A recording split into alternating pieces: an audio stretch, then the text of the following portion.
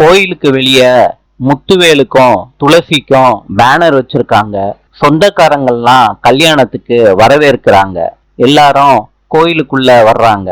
அபிராமியும் அவங்க ஹஸ்பண்டும் எல்லாரையும் வரவேற்கிறாங்க. அப்ப சிவகாமியும் வர்றாங்க. சிவகாமியையும் வரவேற்கிறாங்க கல்யாணத்துக்கு. அபிராமி சொல்றாங்க சிவகாமி கிட்ட, நீங்க வந்ததுல எனக்கு ரொம்ப சந்தோஷமா இருக்கு. சின்ன தம்பி சொல்றாரு, சக்கரை அண்ணன் முத்துவேல் அண்ணன் ரெடி ஆயிட்டாரான்னு பாத்துட்டு வந்துருவோன்னு. சக்கரையும் சின்ன தம்பியும் முத்துவேலை பார்க்க போறாங்க. பார்த்து கூட்டிட்டு வராங்க. முத்துவேலு மணமேடையில உட்கார்றாரு. துளசியும் உட்கார்றாங்க. ரெண்டு பேரும் மாலைய மாத்திக்கிறாங்க. அப்ப ஐயர் சொல்றாரு, மாப்பிள்ள தாலிய கட்டிட்டு தான் மாலைய மாத்திக்கணும். முத்துவேலு தாலிய கட்டுறாரு பொண்ணுக்கு.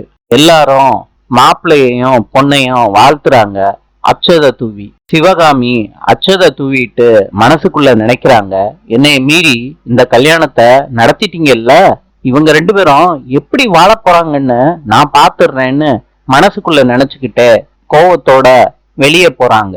முத்துவேலும் துளசியும் காதலிக்க ஆரம்பிக்கிறாங்க, கணவன் மனைவியா. நாளை சந்திப்போம்.